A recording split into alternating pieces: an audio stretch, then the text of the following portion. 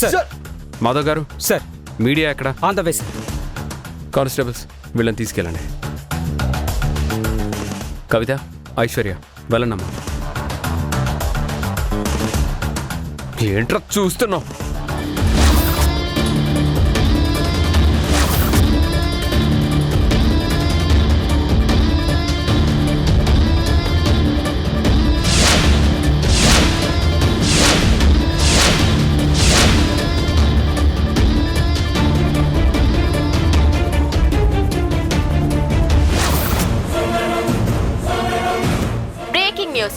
బాధితులకు భరోసా, న్యాయానికి మరో పేరు SI Gautam. Business magnate Ravichandra కొడుకు మరియు అతని స్నేహితులు కలిసి కవిత, ఐశ్వర్య అనే ఇద్దరు యువతులని వాళ్ళు తీసుకెళ్లినట్టు అభియోగం మోపబడింది. ఆ అమ్మాయిలను తీసుకెళ్లిన నిందితుల ఫోటోలు.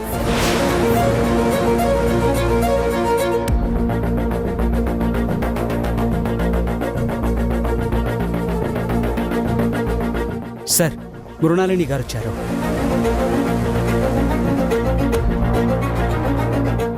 నమస్తే సార్. ఒక్కసారి అటువైపు చూడండి.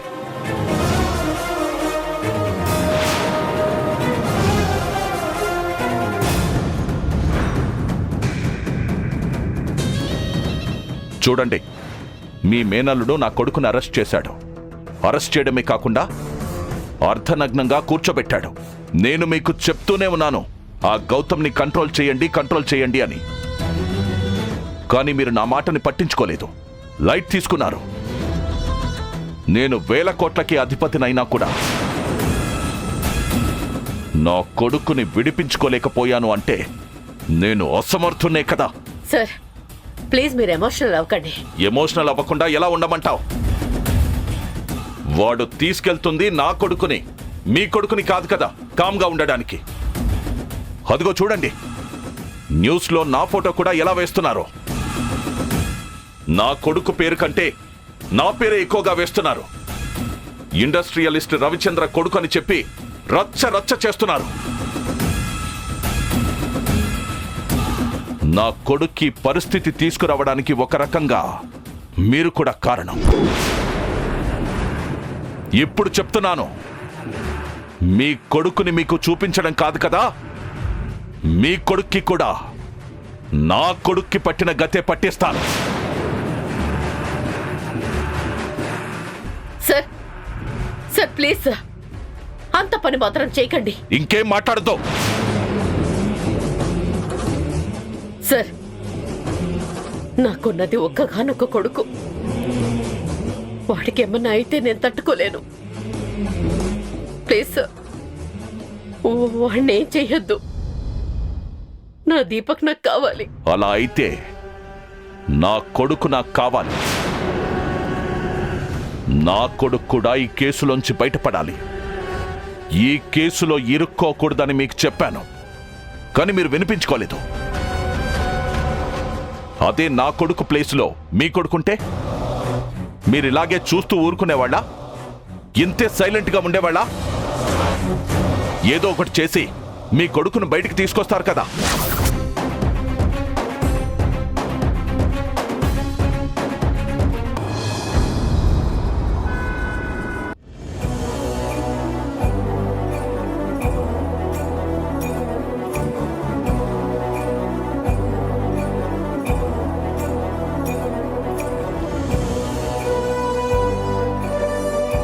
సార్, ఏంట్రా చూపు? చంపేస్తా.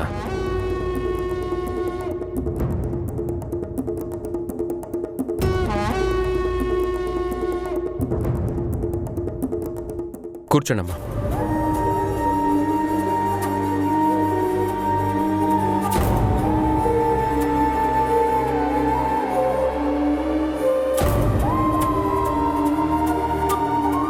చూడండమ్మా, మీకు అన్యాయం జరిగిన మాట వాస్తవం. అలానే మీరెక్కడ తల వంచుకోవాల్సిన అవసరం లేదు. మీరెప్పుడూ పాజిటివ్ స్పిరిట్తో ఉండాలి. మీ బాధను నేను అర్థం చేసుకోగలను. జరిగిందంతా మర్చిపోయి ఎప్పట్లాగే మీ లైఫ్ మీరు లీడ్ చేయొచ్చు. ఆ వెధవల్ని మాత్రం ఇక్కడితో వదిలిపెట్టను. మీకు పూర్తిగా న్యాయం జరిగే వరకు పోరాడతాను. మీకు నేనున్నాను. మాధవ్ గారు. సార్.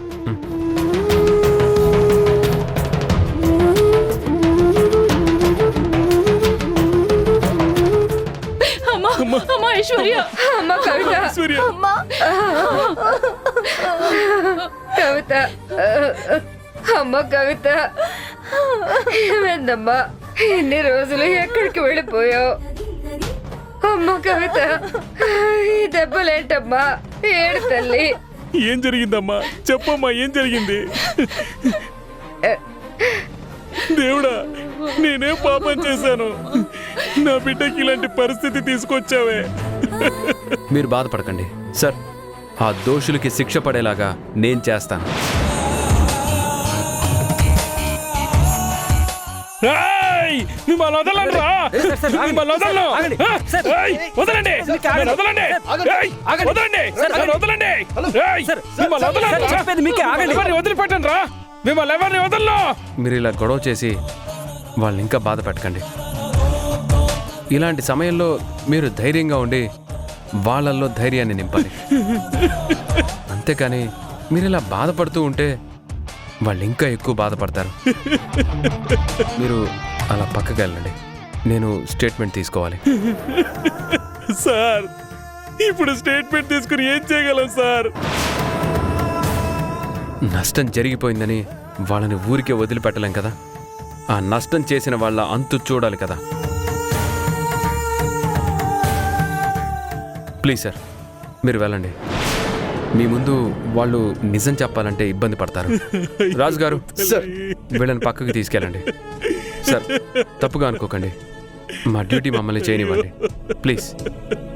అమ్మా కానిస్టేబుల్స్ రండి.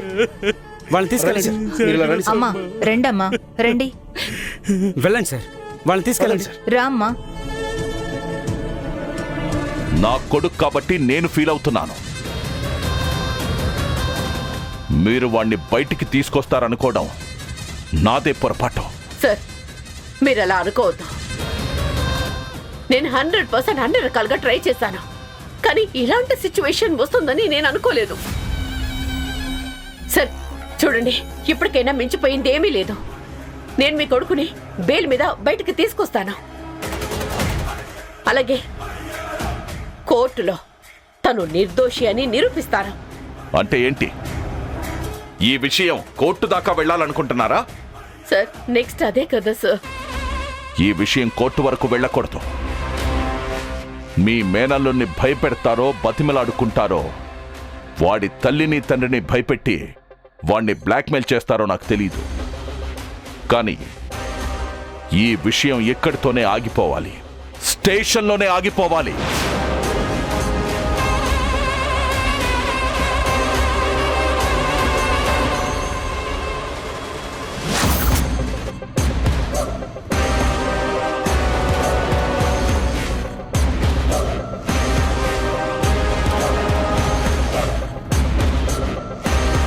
చూడండి, మిమ్మల్ని ఈ టైంలో అడిగి ఇబ్బంది పెడుతున్నందుకు సారీ. కానీ మీరు నిజం చెప్తేనే వాళ్ళకి శిక్ష పడుతుంది. శిక్ష పడేలా నేను చేస్తాను. మీరు మీ బాధని కొద్దిగా కంట్రోల్ చేసుకొని అసలు ఆ రోజు ఏం జరిగిందో చెప్పండి.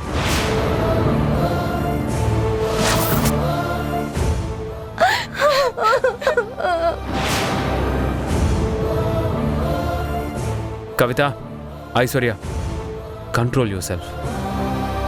మీరిప్పుడు బాధపడుతూ సైలెంట్గా ఉన్నారంటే వాళ్ళ అరెస్ట్ ఎందుకు పనికిరాదు. మీరు మీ బాధని కంట్రోల్ చేసుకొని నోరు విప్పితేనే వాళ్ళకి శిక్ష పడుతుంది. సార్, ఆ రోజు నేను పెట్రోల్ బంక్ లో డ్యూటీ చేస్తుండగా ఈ విధవలు వచ్చారు సార్.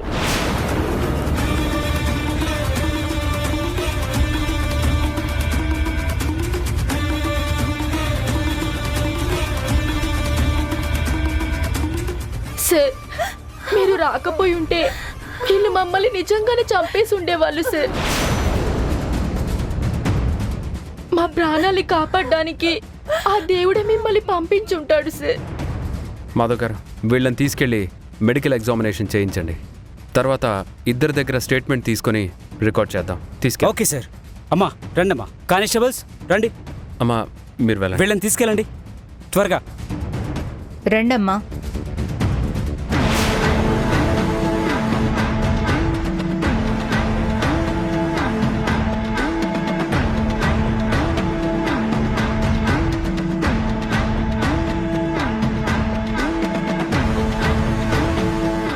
రాయ్ మాధవ్ గారు,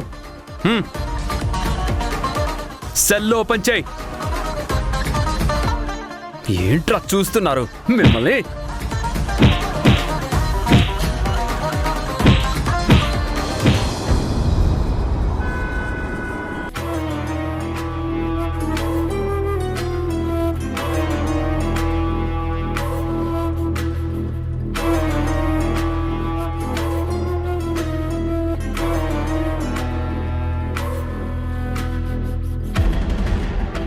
గౌతమ్ని బెదిరించినా బ్రతిమలాడినా పని జరగదు. కానీ ఈ కేసు నుంచి గౌతమ్ని తప్పించి దుర్గేష్ని ఎలాగైనా సరే బయటకు తీసుకురావాలి. అలా చేయకపోతే ఆ రవిచంద్ర నా కొడుకుని ఏదో ఒకటి చేస్తాడు. Hi madam. హే ప్రియాంక, ఏంటి అక్కడే ఆగిపోయావు? రా.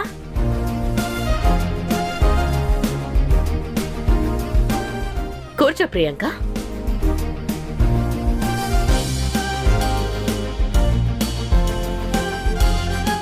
చెప్పు Priyanka, any good news? Madam, అది షేర్ చేసుకోవడానికే మీకోసం ఇక్కడి దాకా వచ్చాను. కాకపోతే ఒకటి గుడ్ న్యూస్, ఒకటి బ్యాడ్ న్యూస్. అయితే రెండు చెప్పు. ఏది గుడ్ న్యూసో ఏది బ్యాడ్ న్యూసో నేను చెప్తాను. మేడం, మీకు తెలుసు కదా, కమలా అత్తయ్య వాళ్ళు మా ఇంటికొచ్చి గౌతమ్ సార్తో నా ఎంగేజ్మెంట్ త్వరలో ఫిక్స్ చేసుకుందామన్నారని. మా వదిన హామీ ఇస్తే నీకు పని జరిగిపోతుందని కూడా నేనే కదా చెప్పింది. ఎంగేజ్మెంట్ కి మరి వాళ్ళంతా ఓకే చెప్పేశాక కూడా ఇంకేంటి నీ ప్రాబ్లం? ఎంగేజ్మెంట్ కి ఓకే చెప్పేశారు కదా అని నేను రిలాక్స్ అవ్వలేదు మేడం. గౌతమ్ సార్కి దగ్గరగా ఉంటే అయినా ఆయన మనసు మారుతుందేమో అని ఓ 4 రోజులు గౌతమ్ సార్ వాళ్ళింట్లో ఉండడానికొచ్చాను. ఇది గుడ్ న్యూసే కదా ప్రియాంక. ఇందులో బ్యాడ్ న్యూస్ ఏముంది? మేడం, గౌతమ్ సార్ వాళ్ళ ఇంటికైతే వచ్చాను గాని ఆయన మనసుకి మాత్రం ఇంకా దగ్గర కాలేకపోతున్నాను. ఇంకా ఆ ఝాన్సీనే తలుచుకుంటూ ఉన్నారు. ఆయన మనసు ఎలా మార్చాలో, ఆయన నన్ను ఇష్టపడేలా ఏం చెయ్యాలో అర్థం కావడం లేదు మేడం. అందుకే మీ దగ్గరకొస్తే ఏదో ఒక సలహా ఇస్తారు కదా అని వచ్చాను. ముందు ఎంగేజ్మెంట్ జరగనివ్వు. ఎంగేజ్మెంట్ జరగడం అంటే సగం పెళ్లి అయిపోయినట్టే. ఒకళ్ళ మీద ఒకళ్ళకి అధికారం వస్తుంది. అప్పుడు కొద్దిగా చనువు తీసుకొని మాట్లాడు. గౌతమ్ మారే అవకాశం ఉంటుంది. Thank you madam. మీరు చెప్పింది అక్షరాల సత్యం. ఎంగేజ్మెంట్ అయిపోయిన తర్వాత మీరు చెప్పిన విధంగానే చేస్తాను. అలా చేస్తే గౌతమ్ గారు మారే అవకాశం ఉండొచ్చు.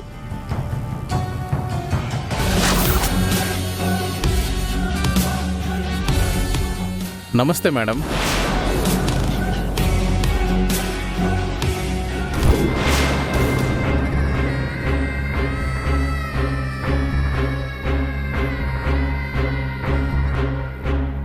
మేడం బాగున్నారా? ఏంటి ఏకంగా ఇంటికే వచ్చేసావు? అసలు నీకు అడ్రస్ ఎవరిచ్చారు? ఏం చేయమంటారు మేడం, అవసరం వచ్చినప్పుడు మిమ్మల్ని వెతుక్కుంటూ రాక తప్పదు కదా. అది ఇల్లైనా కోర్టైనా వెతుక్కుంటూ రాక తప్పదు కదా. వచ్చే ముందు ఫోన్ చేసి రమ్మని నీకు ఎన్నిసార్లు చెప్పాలి? మేడం, నాకేమో డబ్బులు అవసరం, మీరేమో బిజీగా ఉంటారు. ఆ బిజీలో లిఫ్ట్ చేయలేదు. అందుకే ఇలా డైరెక్ట్గా వస్తే వెంటనే నా అవసరం తీరినట్టు ఉంటుంది.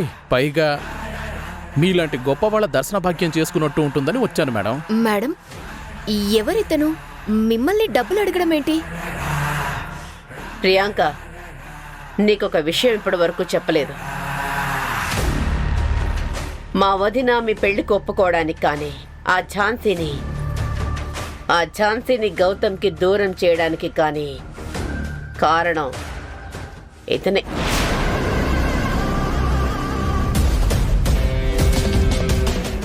ఇతని వల్లే మీకు ఈరోజు ఎంగేజ్మెంట్ ఫిక్స్ అయింది. అర్థం కావడం లేదు మేడం. ఇతనికి నాకు ఏంటి సంబంధం? ఇతని వల్ల నా ఎంగేజ్మెంట్ ఫిక్స్ అవ్వడం ఏంటి? ఝాన్సీని పెళ్లి చేసుకుంటే గౌతమ్ చనిపోతాడు అని ఇతను అబద్ధం చెప్పడం వల్లే కదా ఇదంతా జరుగుతోంది.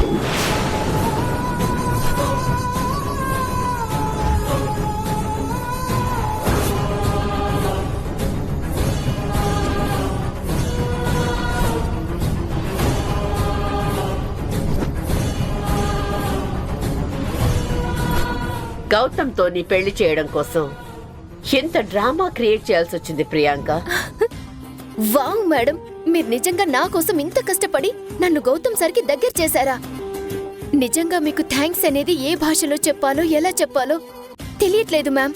ఐఎమ్ సో లక్కీ మ్యామ్, నాకు మీ ఫ్రెండ్షిప్ దక్కడం. Thank you very much ma'am, నన్ను మీ ఫ్రెండ్గా భావించి నాకు సపోర్ట్ చేసినందుకు.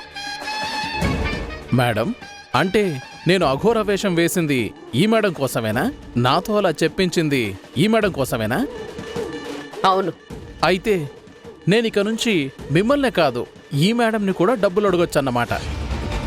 నేను ఇస్తున్నాను కదా, సరిపోదా?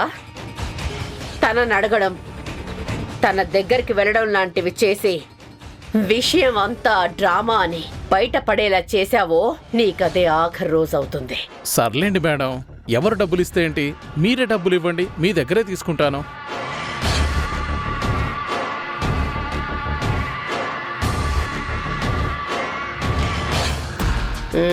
పేమెంట్ వచ్చింది, చూసుకో. ఇక వెళ్ళు. థ్యాంక్ యూ మేడం, మళ్ళీ వస్తాను మీ దర్శన భాగ్యం కోసం. అయ్యో మేడం, నా కోసం ఎంత చేశారు? అలాంటిది వాడికి నేనే అమౌంట్ ఇచ్చేదాన్ని కదా. ప్రియాంక, ఇక్కడ డబ్బు ముఖ్యం కాదు. నీకు గౌతమ్కి పెళ్లి చెయ్యాలి అనుకున్నాను, దానికి కట్టుబడి ఉన్నాను. ఓకే మేడం, నాకు అవకాశం వచ్చినప్పుడు నేను కూడా మీకు ఏదో ఒక సందర్భంలో కట్టుబడి ఉంటాను. సరే మేడం, ఇక నేను వెళ్తాను. గౌతమ్ సార్ ఇంటికి వచ్చే టైం అయింది. సరే ప్రియాంక. Okay madam.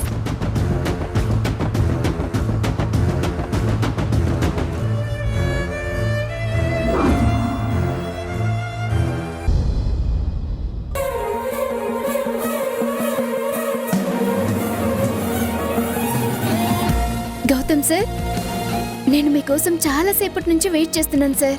నువ్వు నా కోసం వెయిట్ చేయాల్సిన అవసరం ఏముంది? అలా అంటారేంటి గౌతమ్ సార్? కంగ్రాచ్యులేషన్స్.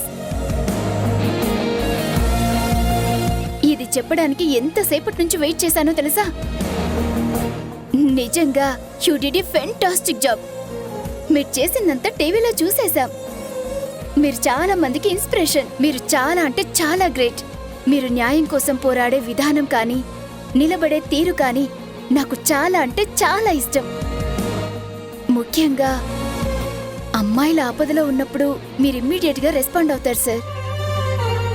ఇన్ఫాక్ట్ మిమ్మల్ని నేను ఫస్ట్ టైం చూసింది కూడా అలాంటి సందర్భంలోనే.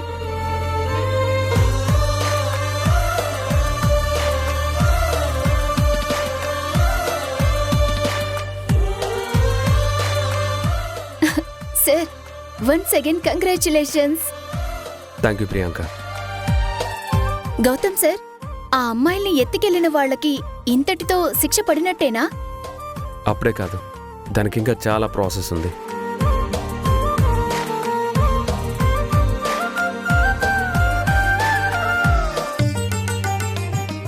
గౌతమ్, నిన్ను చూస్తుంటే నిజంగా నాకు చాలా గర్వంగా ఉందిరా. ఇలాంటి నిజాయితీ గల పోలీస్ ఆఫీసర్ నా కడుపున పుట్టడం అంటే నేను ఎన్నో జన్మల చేసుకున్న అదృష్టం. నాకు నిన్ను చూస్తుంటే చాలా చాలా సంతోషంగా ఉందిరా. మనం చేసింది మంచి పనైనా పొగిడేవాళ్లు ఉంటారు, తిట్టుకునేవాళ్లు ఉంటారు. అలాగే ఆ అమ్మాయిల జీవితాల్ని అలా చేసిన వాళ్ళని పట్టుకుని జైల్లో వేశాం. నువ్వు చేసిన పని న్యాయమైందే. కానీ ఈ రోజుల్లో న్యాయం కోసం పోరాడే వాళ్ళకి శత్రువులెక్కువ.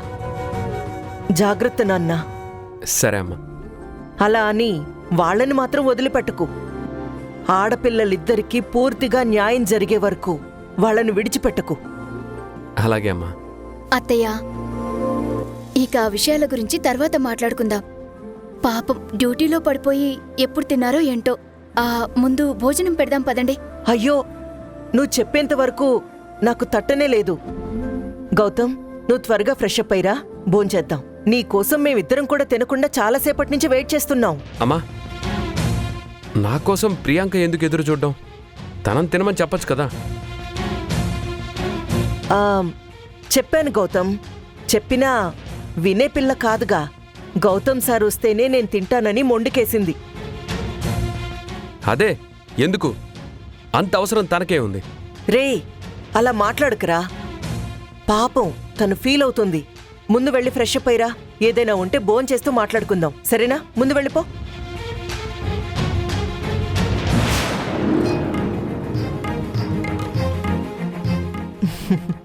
పద.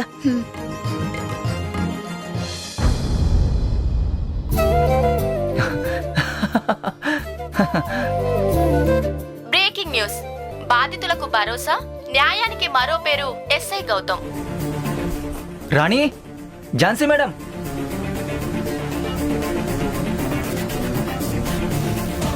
బిజినెస్ మ్యాగ్నెట్ రవిచంద్ర కొడుకు మరియు అతని స్నేహితులు కలిసి కవిత, ఐశ్వర్య అనే ఇద్దరు యువతులని వాళ్ళు తీసుకెళ్లినట్టు అభియోగం మోపబడింది.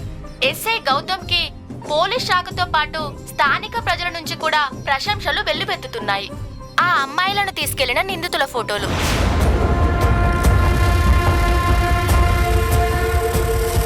పిన్ని పిన్ని, వీళ్ళే. ఈ రౌడీలు ఆ రోజు ఇద్దరక్కల్ని తీసుకెళ్ళింది. అలాంటి వాళ్ళని టీవీలో ఎందుకు చూపిస్తున్నారు? బాబాయ్ వాళ్ళని అరెస్ట్ చేసి జైల్లో వేశారు కదా, ఆ విషయమే టీవీలో చెప్తున్నారు. వాళ్ళు ఎలాంటి వాళ్ళో అందరికీ తెలియాలి కదా. అవును పిన్ని, బాబాయ్ నిజంగా గ్రేట్ కదా. అయితే బాబాయ్కి ఒక్కసారి సెల్యూట్ చేయాల్సిందే.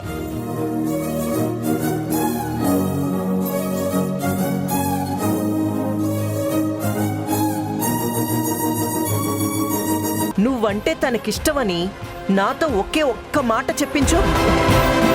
అప్పుడు నేనే నీకు ప్రియాంకతో జరగబోయే ఈ ఎంగేజ్మెంట్ ని ఆపుతాను. నువ్వంటే ఇష్టమని, నిన్ను ప్రేమిస్తున్నానని ఝాన్సీతో ఒక్క మాట చెప్పించాను. అలా నువ్వు ఒక్క మాట చెప్తే ఈ ఎంగేజ్మెంట్ నేను ఆపాల్సిన అవసరం లేదు. అమ్మే క్యాన్సిల్ చేస్తుంది.